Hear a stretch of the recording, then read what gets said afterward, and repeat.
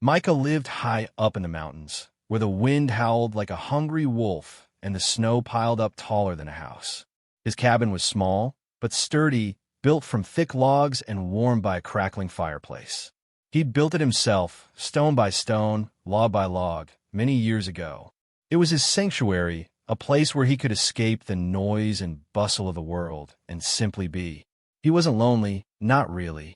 He had the mountains, the trees, the animals. He knew the rhythm of the seasons, the whisper of the wind, the secrets hidden in the deep snow. He spent his days chopping wood, hunting for food, and reading old books by the fire. Sometimes he'd sit on his porch, watching the clouds drift by, feeling a sense of peace settle over him. He liked the quiet. He liked the way the snow muffled sounds, making the world feel still and calm. Micah had lived alone for a long time. He'd had a family once, a wife and a little girl, but they were gone now, taken by sickness many years ago. The grief had been a heavy weight, one that he carried with him for a long time. Eventually, he decided to leave the town where he'd lived and come to the mountains, seeking solace in the solitude. He wasn't a grumpy man, just quiet. He didn't dislike people, but he didn't seek them out either.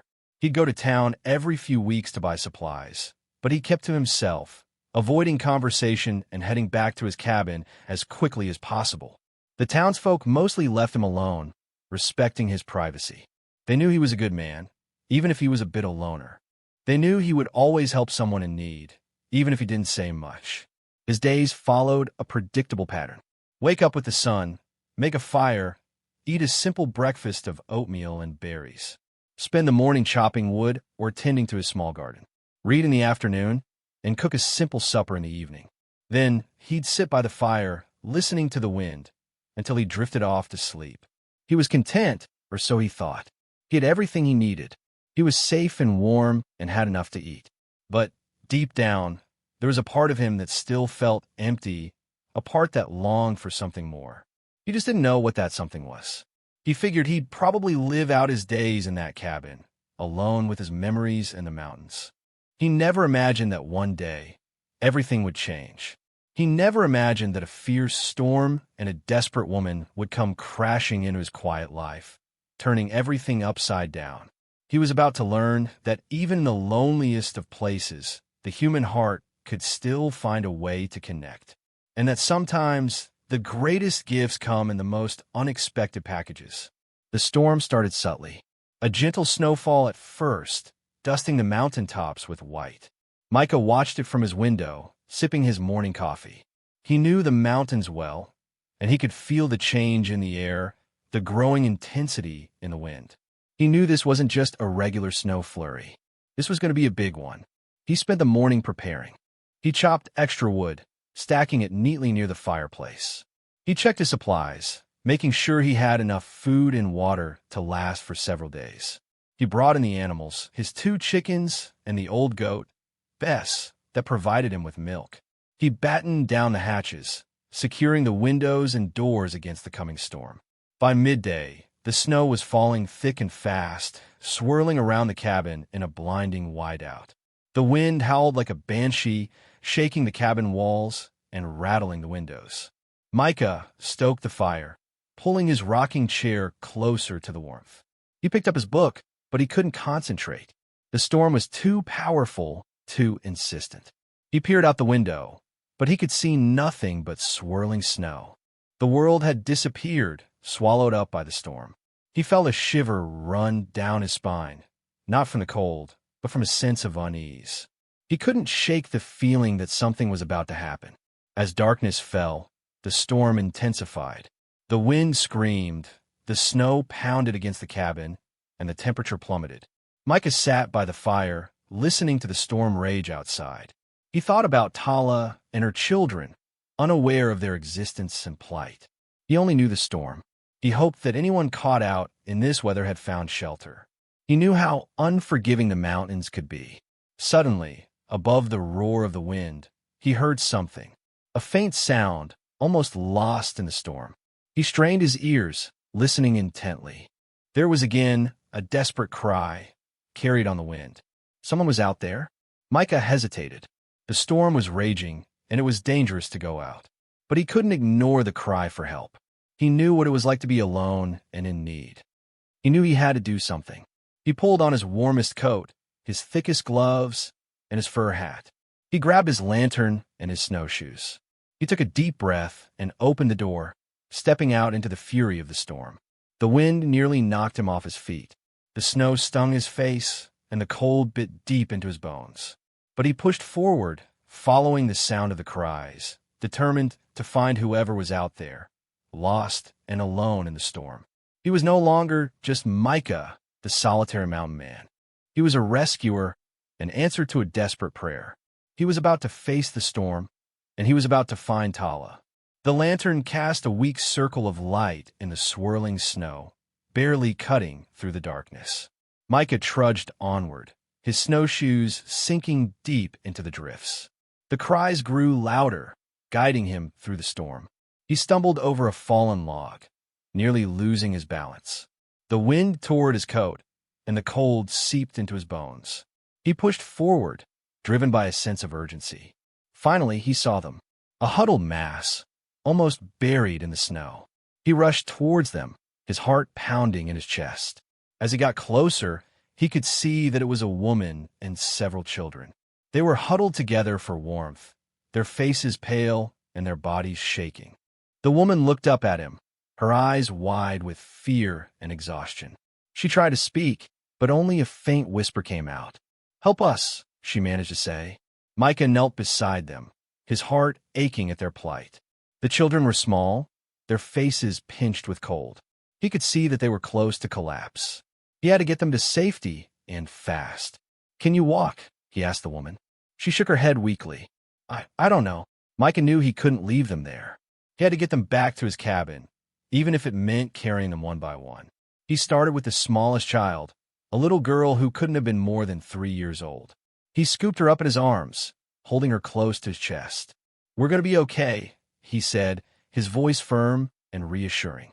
"I'm going to take you to a warm place." He carried the little girl back to his cabin, his snowshoes sinking deep into the snow. He could feel the child trembling in his arms.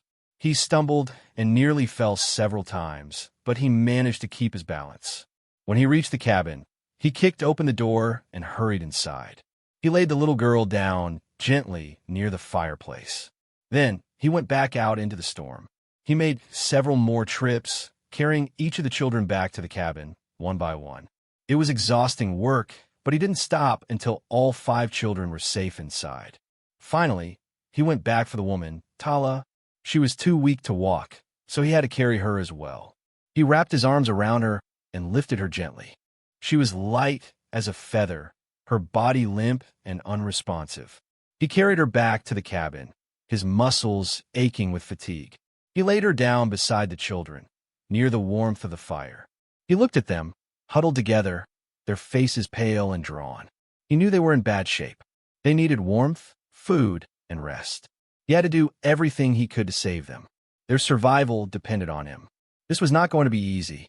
He closed the door against the storm, feeling the weight of his responsibility settle upon him.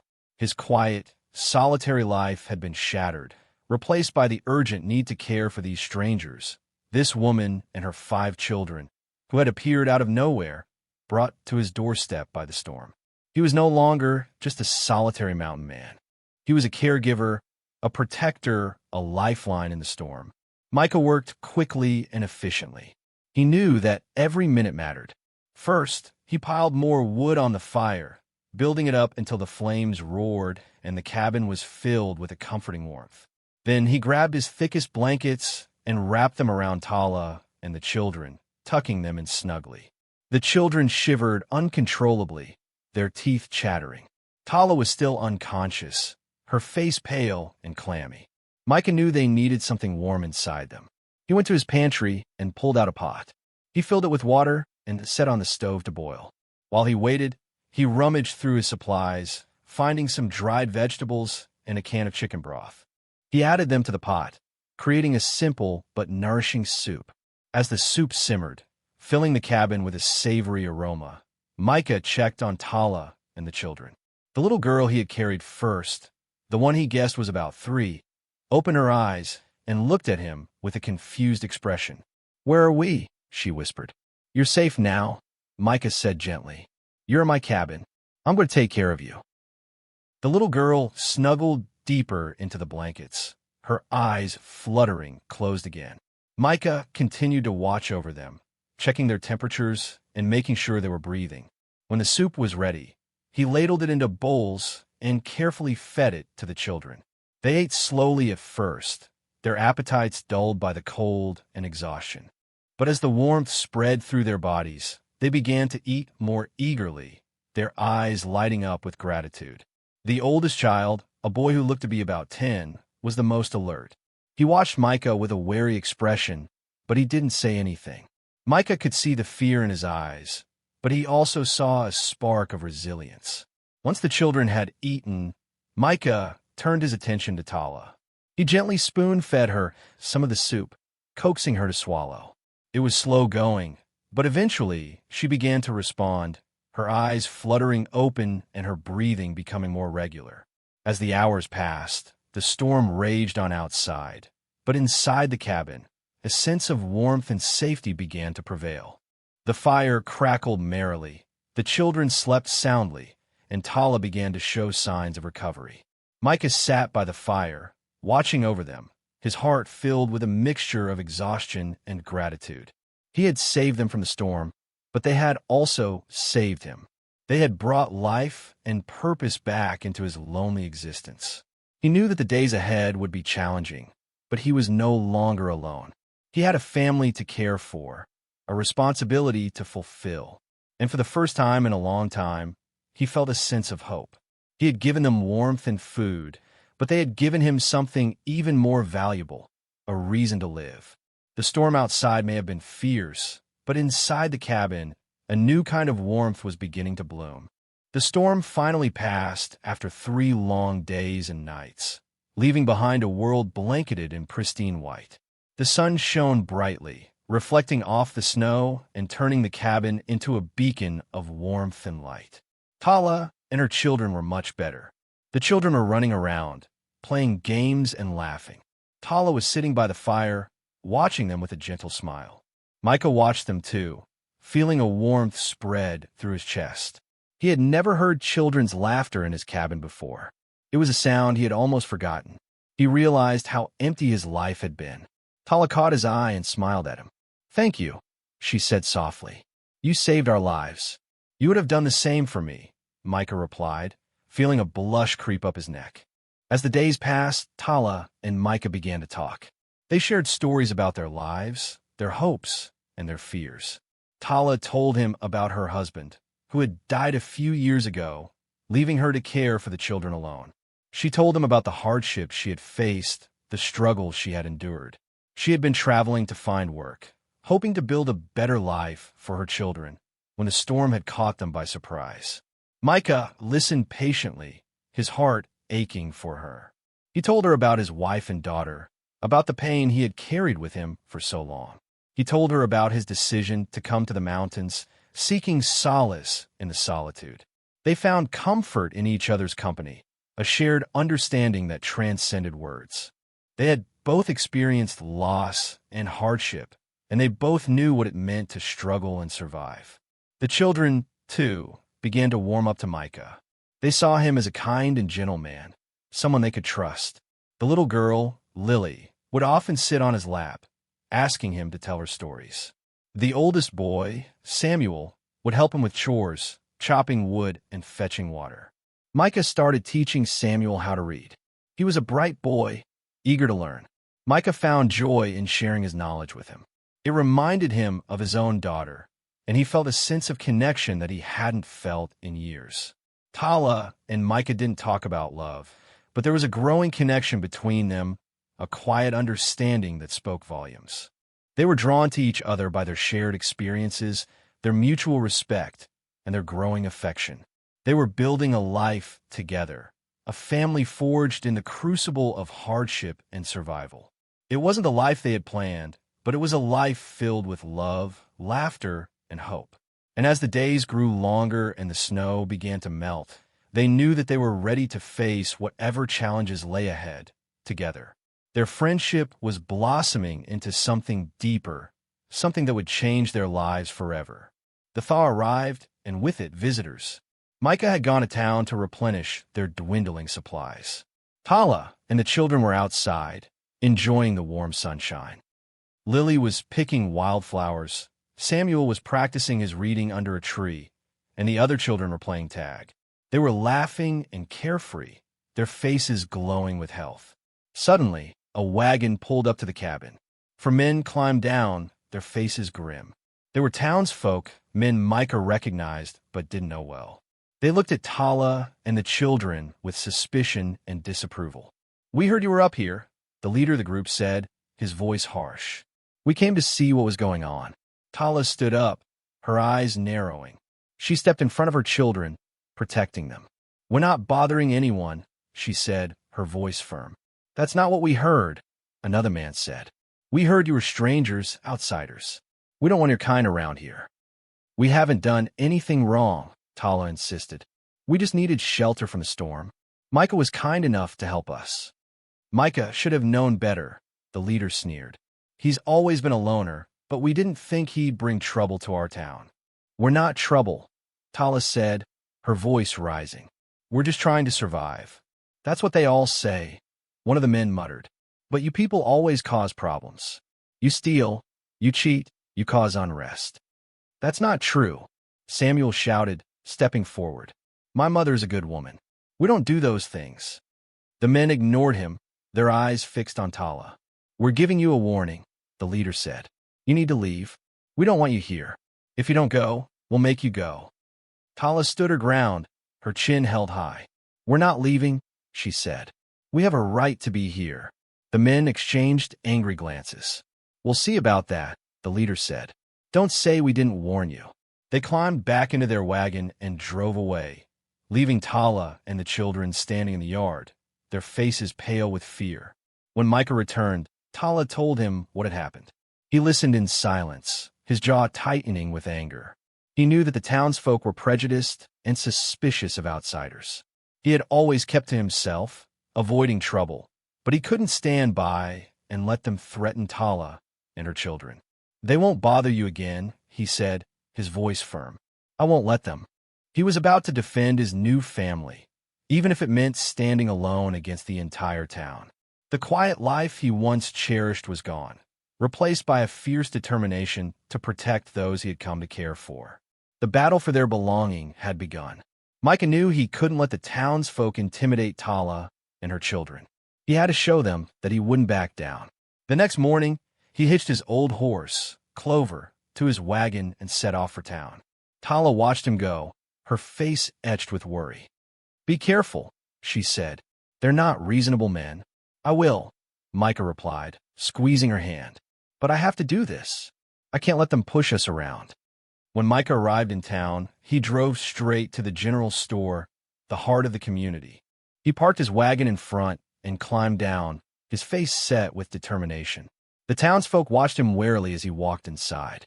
The store was filled with the usual hustle and bustle, but a hush fell over the room as Micah entered. He walked up to the counter, where Mr. Henderson, the store owner, stood waiting. "I need to speak to the town," Micah said, his voice clear and strong. Mr. Henderson raised an eyebrow, surprised by Micah's assertive tone. "What's this about, Micah?" he asked. "It's about Tala and her children," Micah replied. "Some of your men came to my cabin yesterday and threatened them, told them they weren't welcome here." A murmur rippled through the store. Some of the townsfolk looked away, embarrassed. Others glared at Micah, their faces hardening with disapproval. "They're good people," Micah continued, his voice rising. "They've done nothing wrong. They were caught in the storm, and I gave them shelter. They deserve to be treated with kindness and respect, just like anyone else." "They're outsiders," a man shouted from the back of the store. "They don't belong here." "They're human beings," Micah retorted, his eyes flashing with anger. "And they deserve to be safe. This is my land, and I will decide who is welcome on it." "You can't protect them forever," another man said. "We won't let them stay." "Then you'll have to deal with me," Micah said, his voice low and dangerous. "I won't let you harm them. I'll fight for them, if I have to." The townsfolk stared at Micah, surprised by his defiance. They had always seen him as a quiet, unassuming man. They never imagined he would stand up to them like this.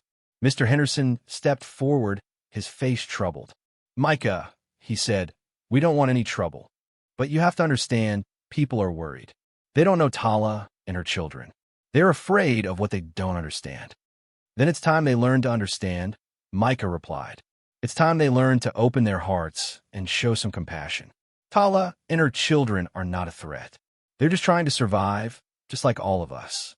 He paused, looking around at the faces in the store. "I'm asking you, as my neighbors, to give them a chance. Get to know them. See for yourselves that they're good people. And if you can't do that, then leave them alone. Let them live in peace." Micah turned and walked out of the store, leaving the townsfolk to grapple with his words. He knew he had made enemies, but he had also planted a seed of doubt in their minds. He had shown them that he was willing to fight for Tala and her children, and that he wouldn't back down. The battle was far from over, but he had taken the first step. He had stood up for his family, and he had made his voice heard. Micah returned to the cabin, his heart heavy. He had stood up for Tala and her children, but he knew it wouldn't be enough to change the minds of the prejudiced townsfolk. They needed a more permanent solution, a way to ensure their safety and security. That evening, after the children were asleep, Micah and Tala sat by the fire, talking in hushed tones. The fire crackled and popped, casting flickering shadows on the walls. "They won't give up," Tala said, her voice filled with worry. "They'll keep coming back, trying to force us out." "I know," Micah replied, his brow furrowed. "I've been thinking about it. There's only one way to make sure they leave you alone." Tala looked at him, her eyes questioning. "What do you mean?" Micah took a deep breath. "We could get married," he said, his voice barely a whisper. Tala stared at him, stunned. "Married?"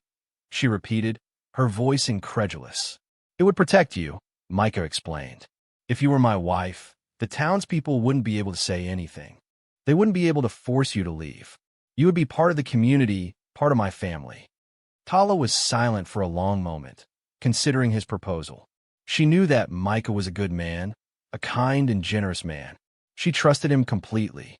But marriage was a big step, a lifelong commitment. "It wouldn't be a real marriage," Micah clarified, sensing her hesitation. "It would be a marriage of convenience, a way to protect you and the children. We wouldn't have to—" He trailed off, unable to finish the sentence. "To be in love." Tala finished for him, a faint smile playing on her lips. "Yes," Micah admitted, feeling a blush creep up his neck. "It wouldn't be about love. It would be about safety, about security." Tala thought about her children, about their future. She knew that Micah's proposal was the best way to ensure their well-being. It was a sacrifice, but it was a sacrifice she was willing to make. "Okay," she said softly. "I'll marry you." Micah looked at her, his eyes filled with gratitude. "Are you sure?" he asked. "I don't want you to feel pressured." "I'm sure," Tala replied, her voice firm. "It's the right thing to do." They sat in silence for a while, absorbing the weight of their decision. It was a strange and unconventional arrangement, but it was the only way they could see to protect themselves from the prejudice and hatred of the townspeople. They decided to go into town the next day and speak to the preacher. It wouldn't be a wedding filled with joy and celebration, but it would be a symbol of their commitment to each other, a declaration of their right to belong.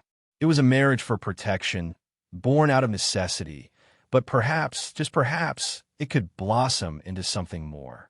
They had found safety, but the path to true love was still unwritten. The wedding was a small, simple affair.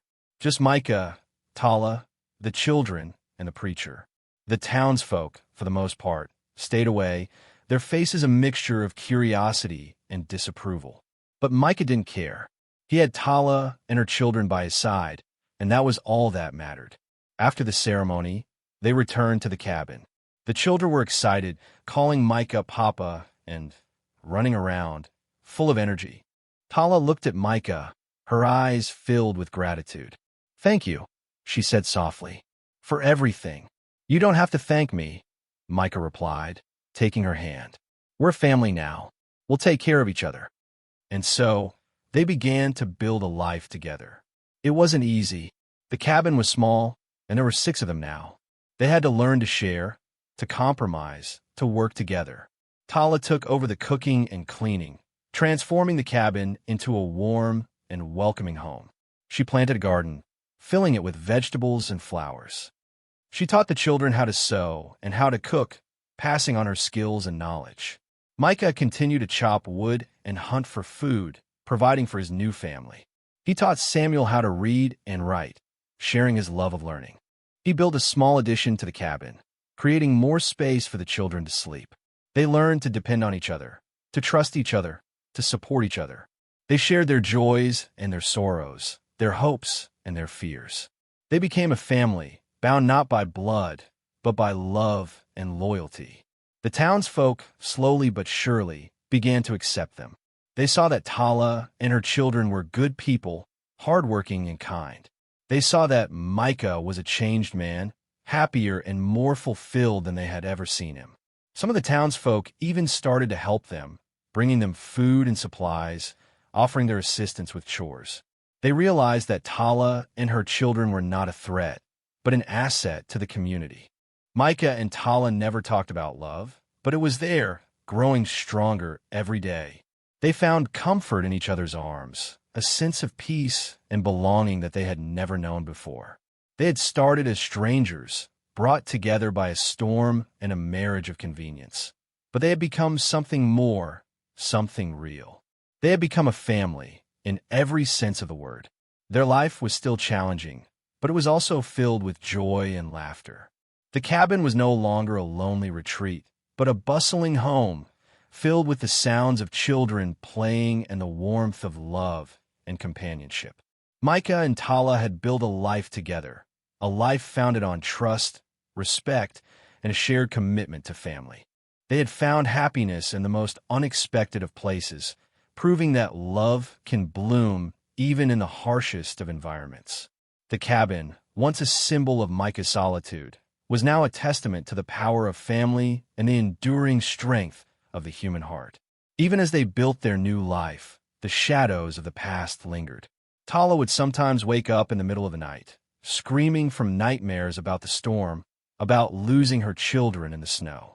Micah would hold her close, whispering words of comfort, reminding her that they were safe now, that he would never let anything happen to them. He, too, had his own demons to face. The memories of his wife and daughter, the grief that he had carried for so long, would resurface at unexpected moments. He would find himself staring out the window, lost in thought, remembering the laughter and the love that had once filled his life. Tala understood his pain. She knew what it was like to lose someone you loved, to feel the emptiness that death leaves behind. She would sit with him, holding his hand, offering him her silent support. She didn't try to fix him or to take away his pain. She simply listened, offering him a safe space to grieve and to heal. They helped each other to confront their pasts, to acknowledge their pain, and to find a way to move forward. They talked about their loved ones, sharing stories and memories, keeping their spirits alive. They visited the graves of Micah's wife and daughter, laying flowers and paying their respects. They also created new traditions, new memories that would help to fill the void left by their losses. They celebrated birthdays and holidays together, creating joyful moments that would last a lifetime. They went on picnics in the mountains, exploring the beauty of their surroundings. They read books together by the fire, sharing their love of literature. The children, too, played a role in their healing. Their laughter and their energy filled the cabin with life, reminding Micah and Tala of the joy that still existed in the world. They were a constant reminder of the importance of family, of the power of love, and of the hope for the future. Slowly but surely, the shadows of the past began to fade, replaced by the light of the present. Micah and Tala realized that they could never erase their pain, but they could learn to live with it, to find meaning and purpose in their lives despite their losses. They had found solace in each other's arms, a shared understanding that allowed them to heal and to grow. They had come from different worlds, brought together by tragedy and circumstance, but they had found a common ground, a shared humanity that transcended their pasts. They were building a future together, a future filled with love, laughter, and hope. And as they looked into each other's eyes, they knew that they were finally home. The hard times were still there, but their love was stronger. Years passed. The children grew taller, their laughter echoing through the mountains. Samuel became a strong young man, helping Micah with the chores and dreaming of becoming a teacher. Lily blossomed into a beautiful young woman with a kind heart and a gentle spirit. The younger children thrived, their faces always beaming with joy. Micah and Tala watched them grow, their hearts filled with pride and love. They had created a family, a bond that transcended blood and circumstance. They had learned that family is not about where you come from, but about who you choose to be with. The townspeople, too, had come to accept them as part of their community. They no longer saw them as outsiders, but as neighbors and friends. They had learned that fear and prejudice can be overcome with understanding and compassion. Micah's cabin, once a symbol of his solitude, was now a gathering place for the entire community. People would come to share stories, to celebrate holidays, and to seek comfort and support. The cabin had become a beacon of hope, a testament to the power of love and the importance of family. One evening, as the sun set over the mountains, Micah and Tala sat on their porch, watching the children play in the yard. The air was filled with the scent of wildflowers and the sound of laughter. "We did it," Tala said, her voice soft with contentment. "We built a family." "We did," Micah replied, taking her hand. "And it's the best thing I've ever done." They looked at each other, their eyes filled with love. They had started as strangers, brought together by a storm and a marriage of convenience. But they had found something real, something lasting. They had found a family. They had learned that love can bloom in the most unexpected of places, that family can be found in the most unlikely of circumstances, and that hope can endure even in the darkest of times. Their story was a reminder that family is not defined by blood, but by love, loyalty, and a shared commitment to taking care of each other, no matter what. It was a story of survival, of resilience, and of the transformative power of love. And as they sat on their porch, watching their children play, they knew that their journey was far from over. But they were ready to face whatever challenges lay ahead, together, as a family. The strangers had become a family, and in their hearts, they knew that this was only the beginning. Their love had weathered the storm, and it was a love that would last a lifetime. The end.